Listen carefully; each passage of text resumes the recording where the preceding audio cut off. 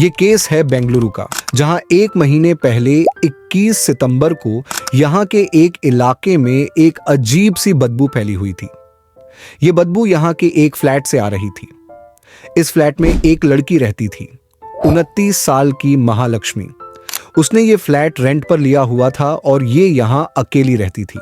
ये बदबू इतनी खराब थी कि वहां रहने वाले लोगों ने फ्लैट के मालिक को बताया और फिर फ्लैट के मालिक ने महालक्ष्मी को कॉल की, मगर उसका नंबर स्विच ऑफ जा रहा था। महालक्ष्मी का नंबर ट्राई करने के बाद हाउस ओनर ने महालक्ष्मी के पेरेंट्स को कॉल किया और कहा कि आप लोग जल्दी से महालक्ष्मी के फ्लैट पर आ जाओ, क्योंकि फ्लैट की डुप्लीकेट की महालक्ष्मी की मां के पास थी। फिर जब लक्ष्मी की मां फ्लैट के अंदर गई तो उसने देखा कि अंदर कोई भी नहीं है, मगर आगे जो वो देखने वाली थी वो चीज उसे हिलाकर रख देने वाली थी। दोस्तों, महालक्ष्मी की मां फ्लैट को सर्च कर ही रही थी और सर्च करते करते जब वो फ्रिज को खोलती है तो उसके अंदर महालक्ष्मी की बॉडी के 50 से भी ज्यादा टुकड़े पड़े हुए थे। इन टुकड़ों को फ्रिज में ठूंस ठूंस कर भर दिया गया था। आप जस्ट इमेजिन करें कि एक मां के लिए यह कितना बड़ा सदमा होगा अपनी ही बेटी को इस हालत में देखकर। फ्लैट में पुलिस पहुंच गई थी और उस इलाके के लोग भी जमा हो गए थे और यह खबर इंडिया के हर न्यूज चैनल पर चलना शुरू हो गई थी। In the wake of the gruesome murder of Mahalakshmi, the woman whose body Mahalakshmi's husband was earlier. ये एक नॉर्मल मर्डर नहीं था, बल्कि इस मर्डर में विक्टिम की बॉडी के पीसेस कर दिए गए थे। मगर सवाल यह है कि आखिर ये सब किया किसने? महालक्ष्मी नेपाल की रहने वाली थी, मगर महालक्ष्मी और उसकी फैमिली 35 साल पहले इंडिया आकर शिफ्ट हो गई थी। महालक्ष्मी शादीशुदा थी और उसके हस्बैंड का नाम हेमंत दास था।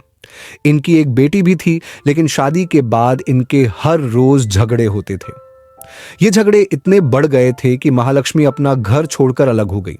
महालक्ष्मी जॉब करना शुरू हो गई और ये कपड़ों के एक बुटीक में जॉब कर रही थी। लक्ष्मी सुबह 10 बजे जॉब के लिए चली जाती थी और रात को 11 बजे वापस आती थी। उसे इस फ्लैट में रहते हुए सिर्फ 6 महीने हुए थे और इसीलिए उस इलाके के लोगों से इसकी कोई बातचीत नहीं होती थी। वहां के लोग इसको इतना नहीं जानते थे। पुलिस का पहला शक इसके हस्बैंड पर गया, जिसकी लक्ष्मी से लड़ाई थी। पुलिस ने इससे हर तरह के सवाल किए, लेकिन ये आदमी कुछ नहीं जानता था। पुलिस की समझ में ये नहीं आ रहा था कि एक लड़की जो सारा दिन अपनी नौकरी पर होती है, उससे कौन इतनी नफरत करता था कि उसने उसका ये हाल कर दिया।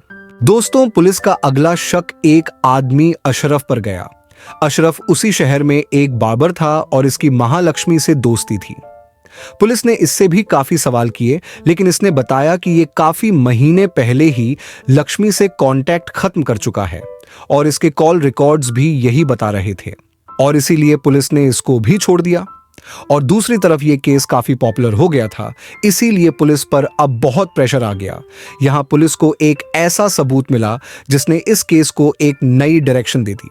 पुलिस जब उस कपड़ों की बुटीक पर इन्वेस्टिगेशन करने गई जहां लक्ष्मी काम करती थी, तो यहां इनको एक अजीब बात पता लगी।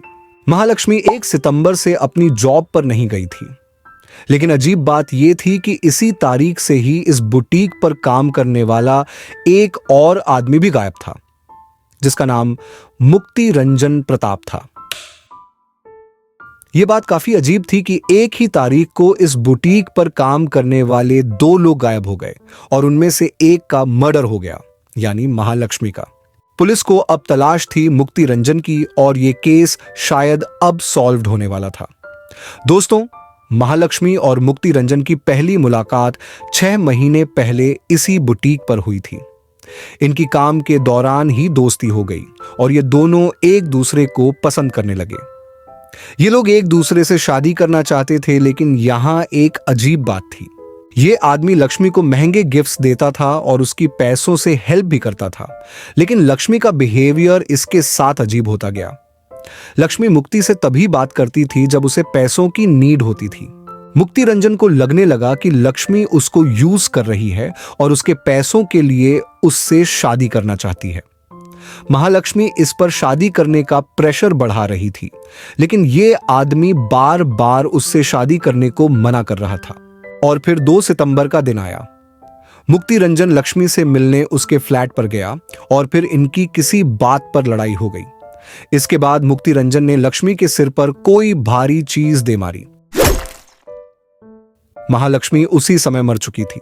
इस आदमी को अब समझ नहीं आ रहा था कि अब इसकी डेड बॉडी को कैसे गायब करे, और फिर इसने वो किया जिसे सुनते ही इंसान के होश उड़ जाए। मुक्ति रंजन ने लक्ष्मी की बॉडी के 50 से ज्यादा टुकड़े करके उसी के फ्रिज में भर दिए। इसका यह प्लान था कि वो आहिस्ता आहिस्ता करके ये टुकड़े बाहर फेंक देगा। लेकिन दोस्तों, ये कहानी इधर ही खत्म नहीं होती है। पुलिस जब महालक्ष्मी को ढूंढ रही थी तब उन्हें पता चला कि इस आदमी ने खुद को मार डाला है। मुक्ति रंजन ने एक कब्रिस्तान में एक दरख्त से लटक कर अपनी जिंदगी खत्म कर ली थी। मुक्ति रंजन ने मरने से पहले अपने भाई को इस क्राइम के बारे में सब कुछ बता दिया था।